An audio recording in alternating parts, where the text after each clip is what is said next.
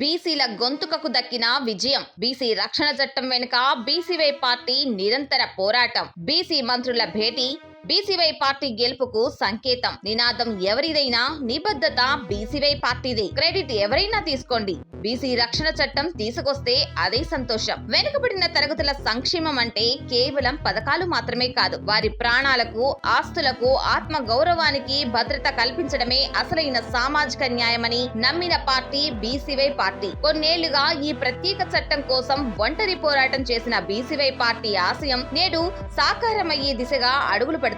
బీసీల హక్కుల కోసం, వారి ఆత్మగౌరవం కోసం నిరంతరం పోరాడుతున్న బీసీవై పార్టీ అలుపెరగని పోరాటానికి దక్కిన చారిత్రాత్మక విజయం ఇది. బీసీ రక్షణ చట్టం తీసుకువస్తామంటూ ప్రభుత్వం అడుగులు వేయడం వెనుక ఉన్న అసలైన చదువుతకు శక్తి బీసీవై పార్టీ అన్నది అక్షర సత్యం. రాజకీయాల్లో క్రెడిట్ గేమ్స్ సహజం. బీసీ రక్షణ చట్టం తమదేనని అధికార పక్షం చెప్పుకోవచ్చు, కానీ ఈ డిమాండ్ ను జనంలోకి తీసుకెళ్లి పాలకుల మెడలు వంచి చర్చకు వచ్చేలా చేసింది మాత్రం బీసీవై పార్టీయే. మొన్న ఫిబ్రవరి 22న నిర్వహించిన బీసీ సింహ గర్జనలో వినిపించిన 5 ప్రధాన డిమాండ్లలో బీసీ రక్షణ చట్టం అత్యంత కీలకమైనది. అసలు పార్టీ పెట్టినప్పటి నుంచి ఈ బీసీ రక్షణ చట్టం కావాల్సిందే అనే ఉద్యమాన్ని ఒక అగ్నిశిఖలా రగిలిస్తూనే ఉంది బీసీవై పార్టీ. రాష్ట్రంలోని 138 వెనుకబడిన కులాల రక్షణ కోసం బీసీవై పార్టీ నిరంతరం పోరాడుతుంది. ఇన్నాళ్లకు మంత్రులంతా ఒక చోట చేరి సమావేశం అవడం